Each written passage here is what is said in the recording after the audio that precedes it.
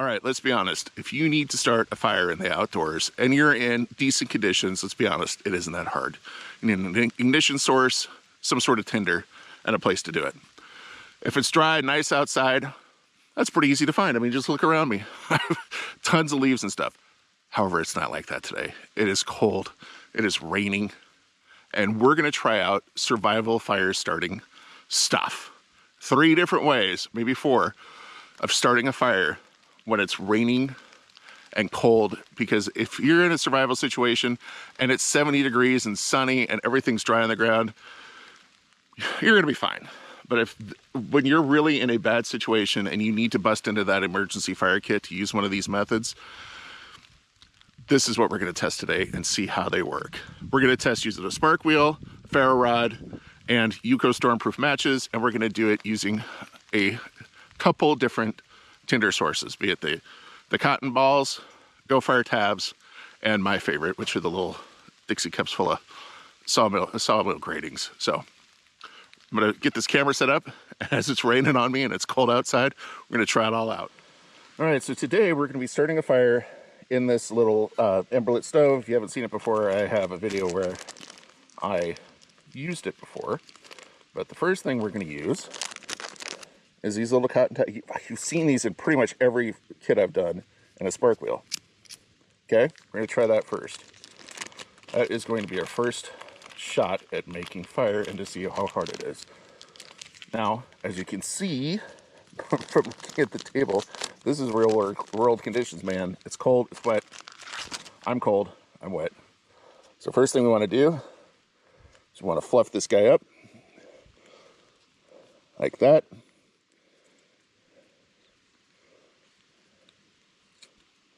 And I just broke in half. I'm sure somebody's gonna yell at me in the comments. Or we're gonna try to hit it with spark, see what happens. And it's windy. We are getting absolutely jack. Nothing. Look at this, we're right here. Oh, there we go. We finally got it. Up. Oh, wind got it. Okay, let's try to get down here.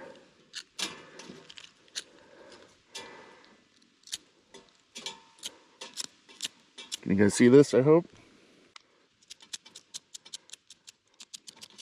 I need to fluff it up a little more.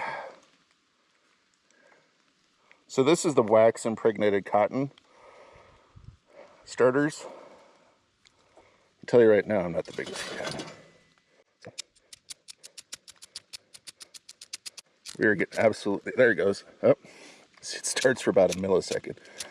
So far, we're 2 minutes in, we're getting nothing. Yeah, okay, can you see? I'm hitting it with spark and we're getting absolutely nowhere. And this came out of that SOL kit. This was the fire starting part of it. I'm not gonna say you'd be hosed, but I'm not feeling very confident right now. Okay, I'm back. I wanted to fluff it out a little bit more, give it its best chance.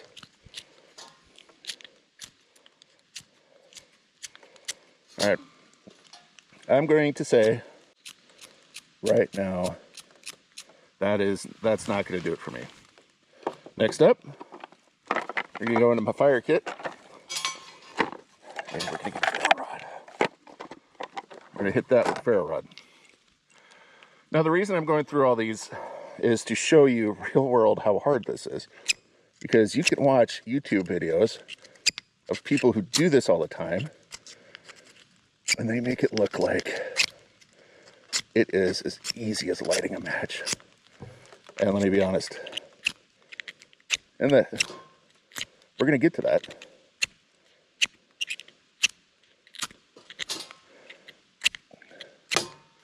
Yeah, I was just not doing nothing, okay? We're not having a lot of luck with this cotton. And it's getting hit with those sparks, man. Okay. Again, this is just to give you an idea for your kit, what you want to take, but Look at those sparks coming off, and it is doing absolutely nothing.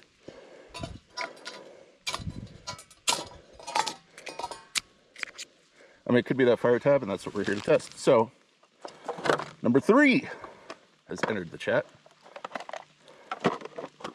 That would be UCO stormproof matches. And what's nice is at the top of the match case, they have some cotton. So here, you can see why I recommend these. Look at that.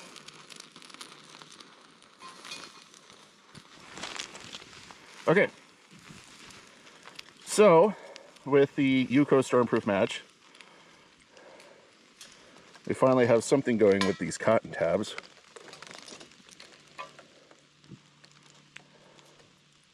But not enough that I feel very confident with them. And it could be just these particular ones. And I'm pretty sure that a lot of my problem here is these particular, I don't know though, it's got tabs. So let's go ahead and hit that one again with the UCO match. But if you saw how hard that UCO match went up, the fact that these aren't really catching is, you know.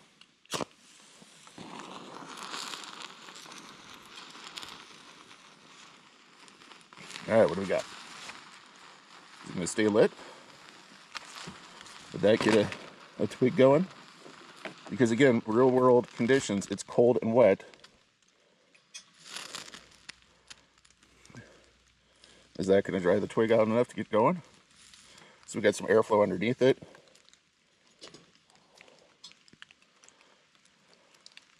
Let's see what happens here. Okay, we are back from our little rapid time there. And as you can see, we are now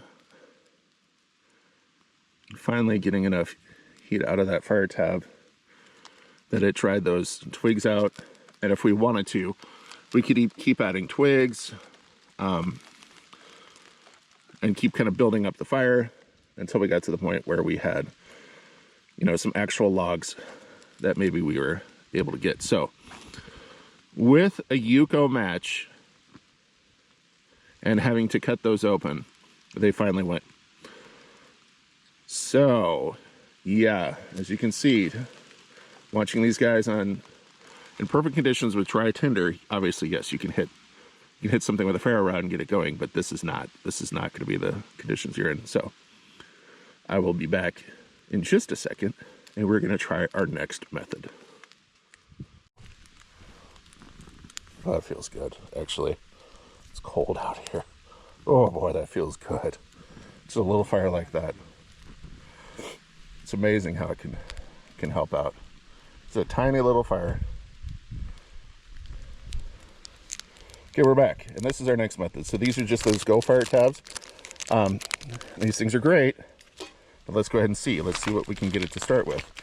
Again, it's just that it's fuel with the inside of plastic. Don't open it up. I mean, you can, but don't do it. We're going to first start with the spark wheel,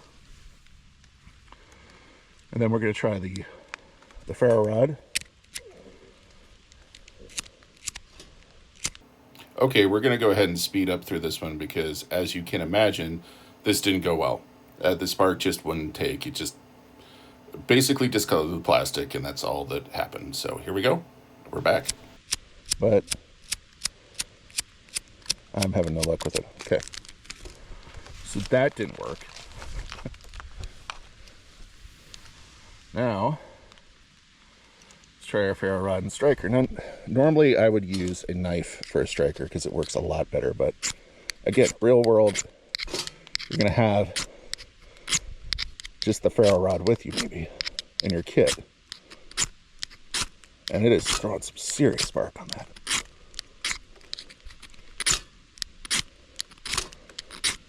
And just like the previous clip, we go ahead and speed it up here. I tried for a solid 3 to 4 minutes, I think. Now looking at the video, right around 4 minutes I tried, despite the ferro rod throwing some serious spark at it and my hands cramping up, it didn't go. So back here to the video. Okay, so there you go. That is that. Now, we're back with my favorite. Yuko matches. And we're even going to add, you know what, we're going to add a difficulty multiplier. One second. What am I doing with my canteen, you say? Well, we're going to get it wet. We're going to get the GoFire tab wet because I want to test it. I mean, it's already a little wet.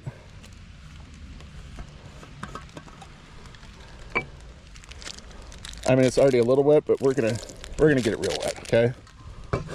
We're just gonna go full dumb on it because I want to see their claim that if their claim that it'll start wet is true.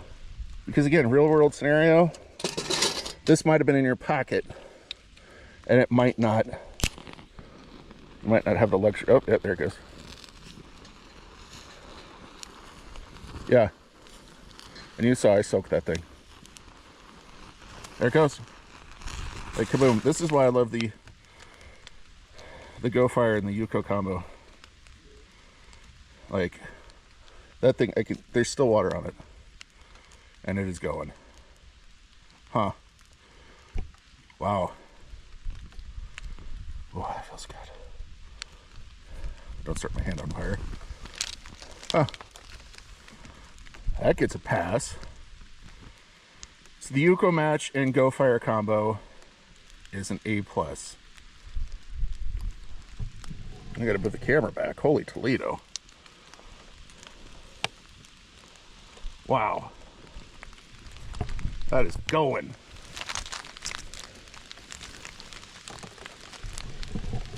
That's a nice little fire. How you guys seeing that? Oh, that feels so good. Oh yeah, if you couldn't tell, my hands are normally kind of shaky, but woo, man, it's cold out here. So we're gonna let that die down, and we're gonna try our last method and give this thing as much of a shot as you can. Okay, we're back. Had a camera issue, but we're gonna add a layer of difficulty, and we're just gonna rub this all around this wet table. I mean, there's freaking puddles over here. Let's go ahead and get it all nice and wet. Okay. Now, a quick interlude here. I did try with both the ferro rod and the spark wheel, but as you can see, I didn't get it lit. So for some reason, I lost the footage, but back to the video. And here we go. Ooh, look at that. It did fizzle out on the top. It didn't like that at all. Where I drenched it in water. What will it take? Huh. Uh-oh. Uh-oh. What have we found here? Let's give it one more. That was pretty wet. I usually have excellent luck with these, but I never do that to them. I never abuse them that bad. No, I do say I'm abusing them. However, I looked and they actually advertise these as being waterproof, which you'll see is not true. Let's see if we can get going enough to... Yeah. Oh boy. I'm learning something. These are not waterproof. These are not something to be used when wet. The GoFire, that thing did not care. Obviously, these do. Even the Yuko kit.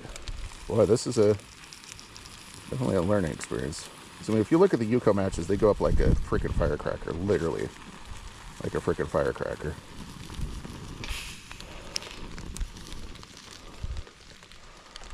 All right, one more, then we're gonna call it, because I'm getting drenched.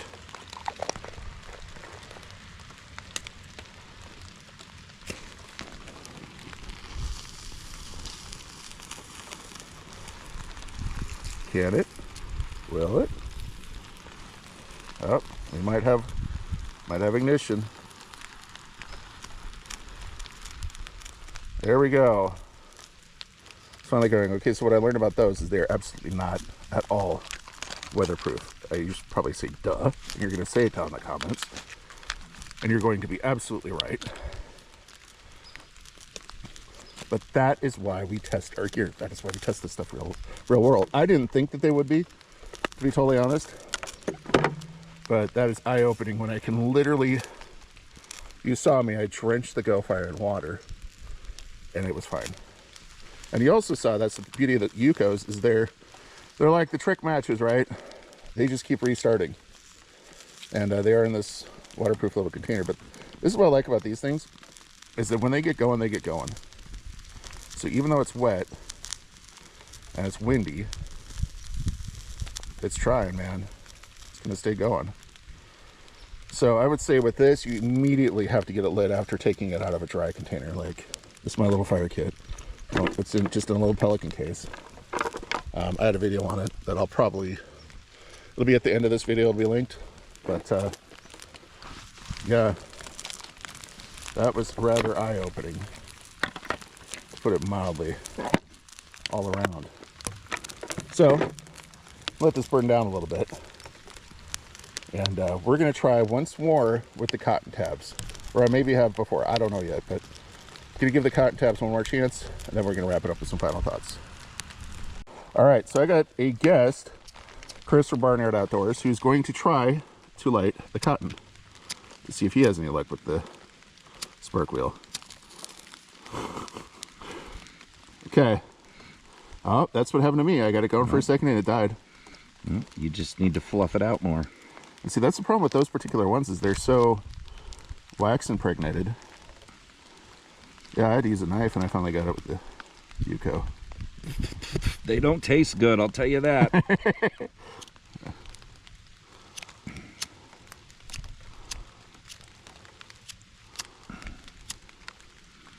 Yep.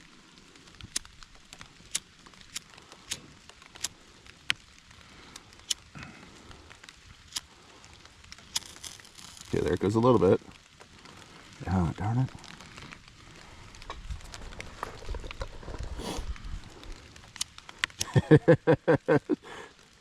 And that's how you